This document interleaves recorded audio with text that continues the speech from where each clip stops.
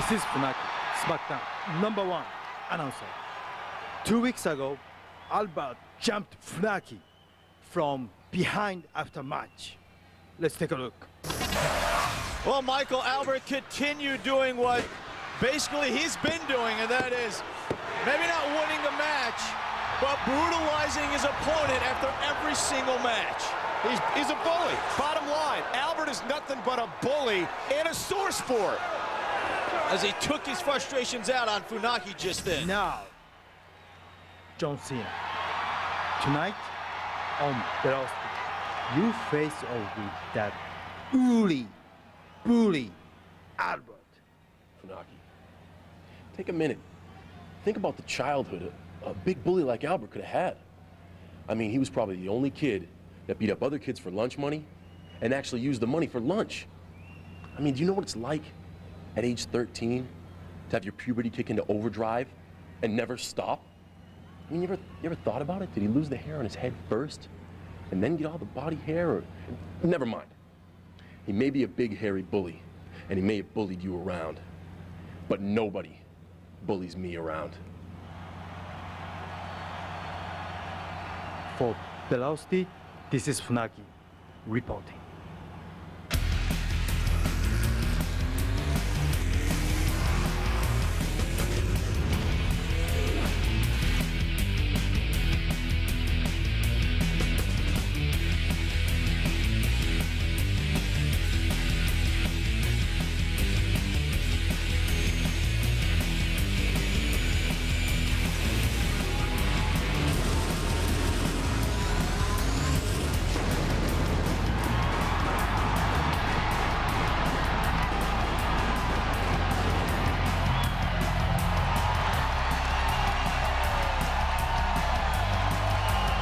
Just heard John Cena say, I'm not going to let Albert bully me around the way Albert did Funaki a couple weeks ago, right here on Velocity. Mark Lloyd alongside Michael Cole ringside.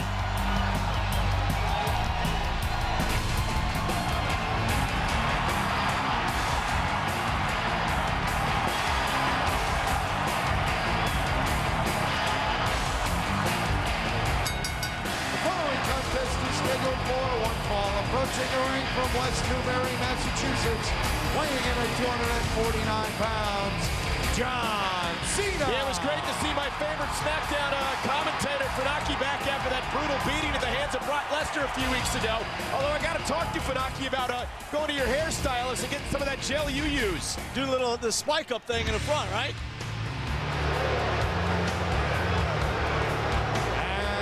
Boston, Mass, weighing in at 350 pounds, Albert. Michael, you know what makes Albert such a bully is that he truly enjoys that win or lose a match, he still wants to just beat the living daylights out of whoever his opponent is. He's a bully because he's 350 pounds and there's about 3 people in the WWE bigger than him. That's why he's a bully. By the way, nice shark tooth necklace around your neck. Where the hell did you get that from, the Jersey Shore? John Cena and Albert ready to go at it. Cena has proven he doesn't back down from anybody, no matter how big they are. Well, that sculpted body of John Cena, interesting story about John Cena. Worked out starting at 15 years old in a small gym in a basement of a building in rural Massachusetts. Became a pro bodybuilder for a while, but then I guess he really found his calling here in the WWE. One of the top rookies. Whoa. And Albert really needs to try to get out of roll here. And tell you, he has the strength advantage over John Cena, but Cena's going to bring the quickness into this matchup, and there is that strength from Albert. Look at Albert slapping, just trying to irritate John Cena. Look at that smirk. I'll tell you, we're 2 weeks away from No Mercy, Little Rock, Arkansas, the Alltel Arena, in the main event. And we're going to tell you all about it later on, Mark, but The Undertaker and Brock Lesnar will meet inside a Hell in a Cell match. Which, when you think about it, Michael, Brock Lesnar, great champion, NCAA champ, but do you think he ever thought that he'd be in a Hell in a Cell match against The Undertaker of all people? Well, The Undertaker, the man who originated the Hell in a Cell match. Oh, and listen to this crowd all over Albert. Shave your back. Seems to be the theme. Oh, a nice takedown there by John Cena. And now he slaps Albert back. And Albert, well, not too pleased with that. John Cena not backing up, though. He'll always stand his ground. But nonetheless, that Hell in a Cell matchup, Undertaker's going to go into that match with a broken hand. We're going to tell you all about it within the hour. But bottom line is, the Undertaker's the originator of the Hell in a Cell matchup. Brock Lesnar could very well be out of his element come No Mercy. Well, I don't think there's any doubt about that. And No Mercy, Hell in a Cell, the most brutal match in the WWE. And as you mentioned, Michael, the Dead Man was one of the originators of the Hell in a Cell. So when you look at the advantage chart, check mark for Undertaker in that column. Well, there are those clubby blows by Albert. Much the same strategy that the Undertaker uses, the big right and left hands. But will the Undertaker be able to employ that strategy at Hell in a Cell, considering Brock Lesnar just busted up the Undertaker's hand with that propane tank? Yeah, that's right. Undertaker, wait, hang on. Here's a hook in the leg, and Cena gets the right shoulder up. Another cover. And once again, Cena able to get out of it. And look at Albert really going to work. Look at him just rubbing Cena's face with that wristband. Just ripping at Cena's eyes. It's action you'll only see part of the SmackDown brand run by General Manager Stephanie McMahon, who is ensured us that SmackDown's going to have its own WWE Tag Team Champions to be crowned at No Mercy. Big tournament underway. The Guerreros and Devon and Farouk advancing this past week. Well, I'll tell you what, Michael, I don't know about you, but I absolutely love tournaments. You know, when March Madness comes around, that's a great time in college basketball. I love when our GM puts on a tournament the way we are right now with the WWE Tag Team Championship Tournament. Hey, and here's a cover, and Albert finally... And there goes Cena once again, able to get the left shoulder up. And you got to wonder, when will Albert start to get frustrated like he has in past matches? I don't know why he'd get frustrated here. He's been dominating the match. He's just got to be able to put Cena away. Oh, man. Big clothesline, but that's been Albert's problem. He's been dominating matches like he can with his awesome strength. And here's another cover, two, and Cena once again gets out of it. Well, he's got to hook the leg. 350 pounds ain't going to cut it for Albert. He's got to hook the leg of an athlete like John Cena. Yeah, you're talking about like in tournaments. I'll tell you what I'm excited about. Coming up next, that bikini contest. We get to see it yet again between Tori and Dawn Marie coming up next. That's right. It was a couple weeks ago. It was Tori defeating Nydia when Nydia was doing some of those crazy dance moves out there. But now, Dawn Marie, who is super hot. Those two going to go at it. And once again, Michael, you have the best seat sitting ringside. No, Taz had the best seat. Hosting the thing in the ring. Oh! Nice drop kick there by John Cena. Desperation move, just trying to stay alive in the match. Well, it stunned Albert a little bit. But I don't know if Cena's got anything left to take advantage. Now Cena going to try to go blow for blow here with Albert. That's just what he's doing. One shot after the next. Now here comes John Cena, the rookie. Well, Cena's got Albert reeling here.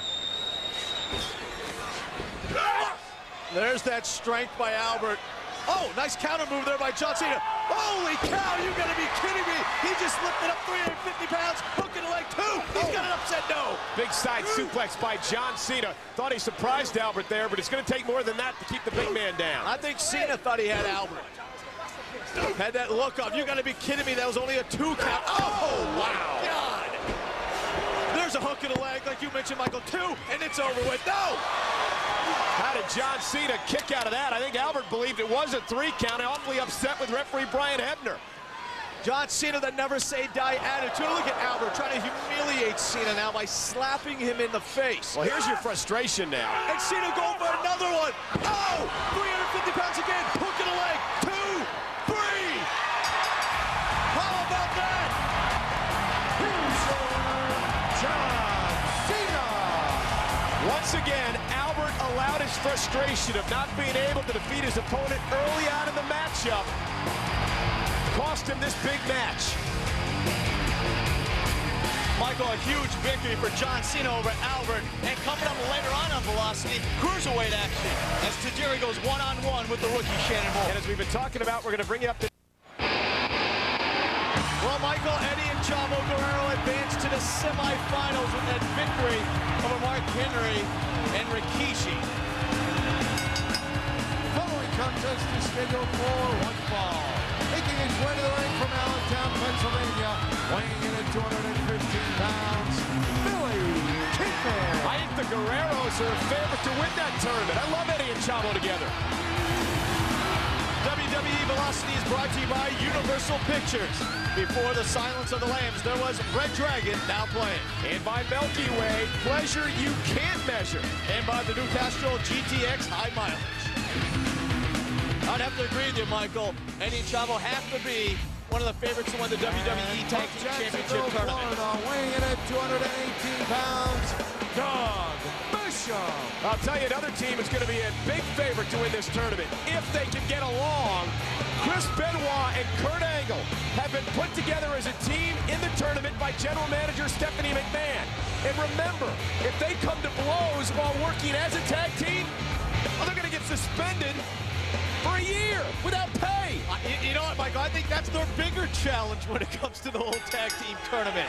I mean, what a job our GM Stephanie McMahon is doing to put Benoit and Angle together. I cannot wait to see if either one of those superstars lose their cool. Well, I'll tell you what she's doing. Bottom line is she's trying to get these two guys to work together in the interest of our WWE fans. I mean, Stephanie realizes what a tremendous team Angle and Benoit will be if indeed they can get along.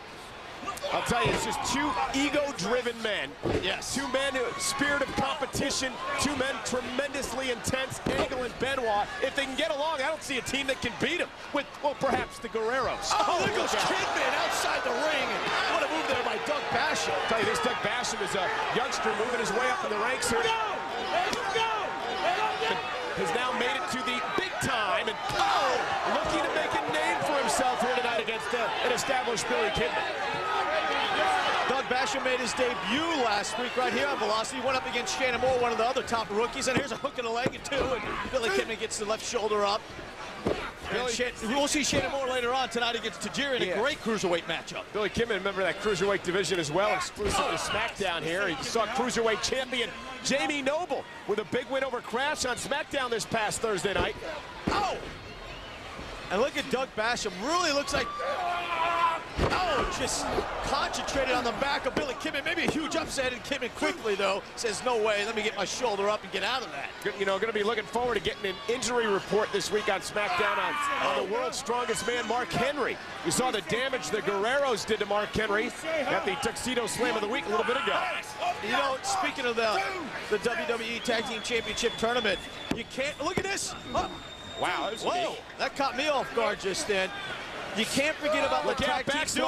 Here it is, two. And Basham able to get out of that one. And one cover after the next in this quick action here between Basham and Kidman, hooking the leg. And well, Doug Basham is doing the right thing here. Doug Basham realizes a victory over Kidman will help him rise quick in the ranks here in the WWE. So instead of going in there and fooling around, you got to try to pin your opponent. And look at this. Look at Basham. Basham had his shoulders down though. He's putting the pain on Billy Kidman, but it was Basham's shoulders that were down. You know, Michael, real quick, speaking of the tag team tournament that's going on at SmackDown, you can't forget about the duo of the Reverend Devon and Farouk, which is an interesting tag team considering, you know, the longtime rivalry between the APA, which Farouk was in, and of course the Dudley Boys with Devon and Bubba Ray. I'll tell you, it's going to be interesting to find out what the relationship is between these two. I mean, it was Batista who was supposed to come out. Am I wrong on that? Well, that's what Devon told us, but obviously it was a ruse. And look at Doug Basham here. He's concentrating on the lower back of Billy Kidman, Michael. Basham has spotted maybe not a weakness, but an area that he's really been inflicting some pain, and he continues to work on it. It's obvious what he's doing here. I mean, Billy Kidman's a high flyer. Billy Kidman will win the matchup by flying off the top ropes as he quickens the pace against the larger Doug Basham. So what does Basham do? He tries to ground the high-flying Billy Kidman, and he's done a good job of it. And here comes Basham to the top rope. Oh, what a counter. There's Kidman able to get up still, and a lot of pain in the lower back. And look at Kidman over there just grabbing that lower area. Well, it was a desperation move by Kidman. Kidman had to hit big in order to keep himself in this matchup and gain some time to regain his composure, and that's what he's done here. But can Kidman capitalize? Here comes Kidman basically stumbling to the middle of the ring, and nice shot there to Basham. And there's Kidman with another drop kick, one of the best in the business from Billy Kidman. Now Billy Kidman starts to quicken the pace. This is what Doug Basham did not want to happen in this match. And here's a hook and a leg, and this is it probably for Basham, but Basham able to get out of it. Billy Kidman is on the verge of superstardom here in the WWE. Oh, what a shot.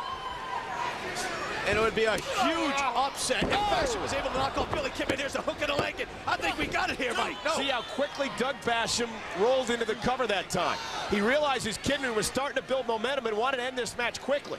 Kind of a veteran move there, the way Basham has been going throughout this match. Not wasting any time going right for the covers like you were mentioning, Mike. Oh, look at Kidman. Oh, this with the clothesline. And Basham, kind of a leg clothesline there. And here's the cover. And I think Basham's got up. And no! Kidman once again, that time though, barely got the shoulder up. Well, that tremendous resilience by Kidman is the only thing keeping him in this matchup right now. He's had the hell beat out of him by Basham. Look at Basham now, maybe trying to put the final touches here. Billy Kidman, and what a counter by the veteran. Oh, how about that kick to the face? I didn't know if he knocked out Basham cold just then. Here's a hook in the leg, 2, 3. Oh! Great, two great young competitors going at it in this matchup, and Kidman's got to start thinking, what the hell do I have to do to keep this rookie down? I couldn't help but laugh just then that Basham got out of that one. Side Russian leg sweep.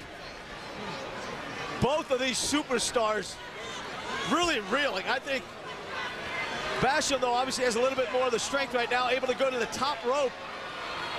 High-risk maneuver for the big man.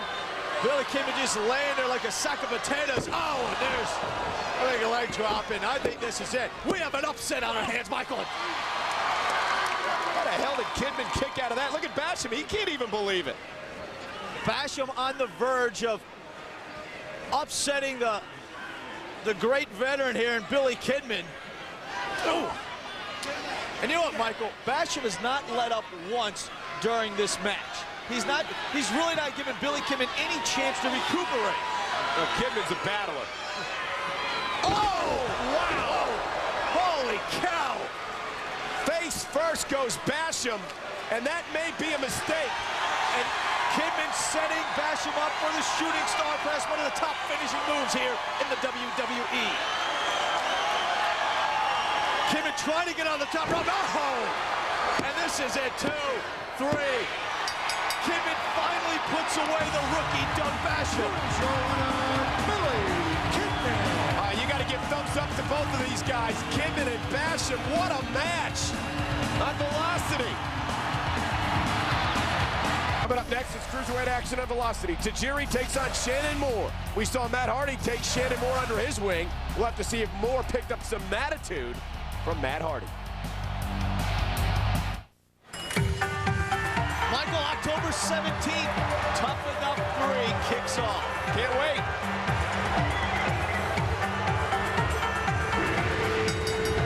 Following cruiserweight match is scheduled for one fall. Making his way to the ring from Japan, weighing in at 206 pounds, Tajiri. The Japanese Buzzsaw. Ready to take on the rookie, Shannon Moore. Subway presents WWE No Mercy.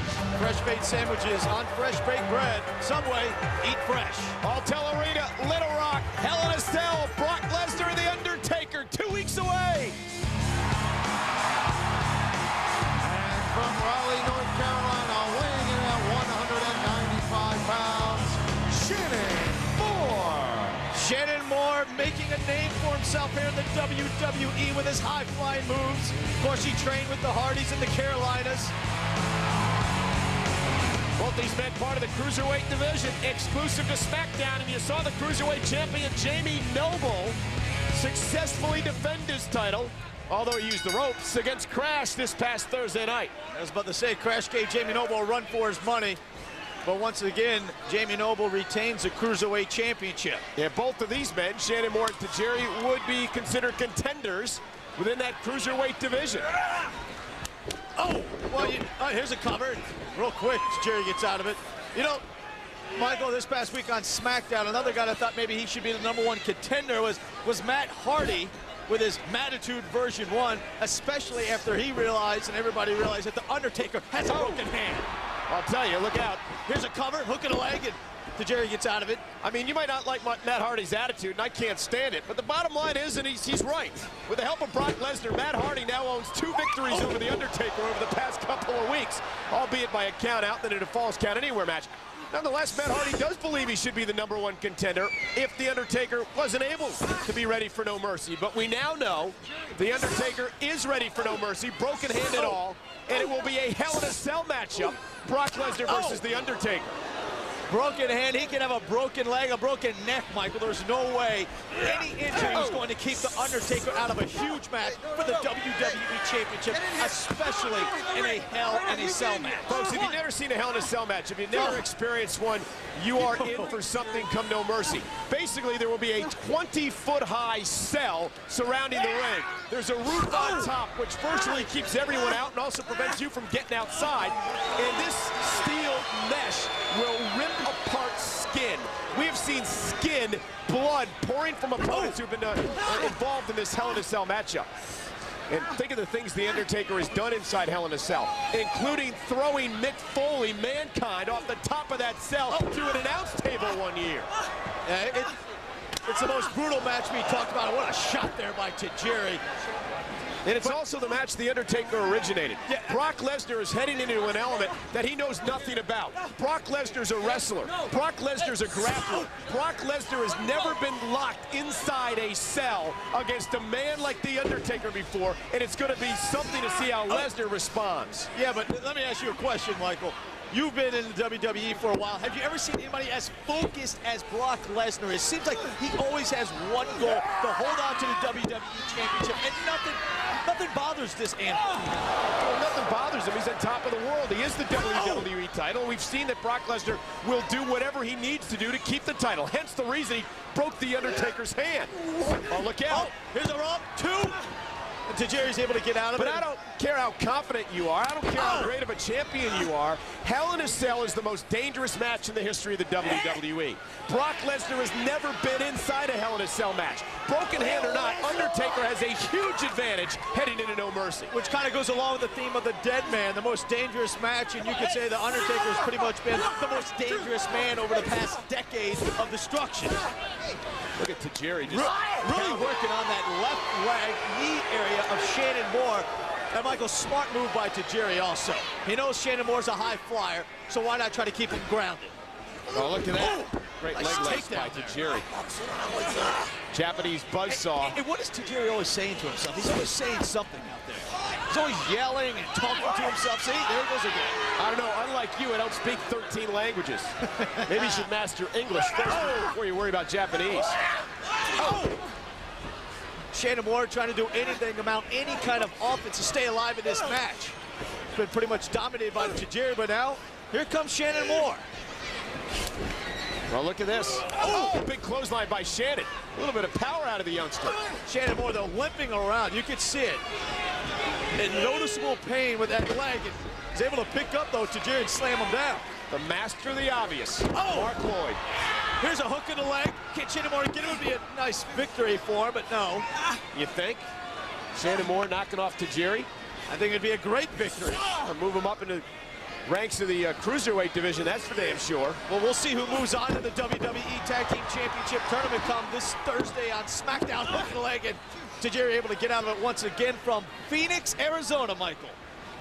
Yeah, Phoenix, America West Arena, Valley of the Sun for SmackDown. Oh, look at that. Oh, and a nice counter move there by Shannon Moore. Hook in the leg. Maybe we have an upset on our hands, and Tajiri able to get out of it. Well, Shannon Moore and Tajiri have battled over the past few months. They know each other so well. Look at Shannon Moore. He can barely walk to the ropes, but the high flyer still's climbing the ropes. Trying to set up the halo here. Shannon Moore with it. Oh, and he misses. Better move there by Tajiri. Well, great presence of mind by Tajiri. That's the ring sense the Japanese buzzsaw brings to the ring. Oh, goes for the enziguri. Does not happen. Shannon Moore able to duck out of it. Oh, and there's a Japanese buzzsaw. Those quick feet, hook in the leg, and free. And that's it. Shannon Moore just couldn't take it anymore. Those quick feet by the buzzsaw puts away the rookie, Shannon Moore. Well, don't go anywhere. Confidential is coming up next.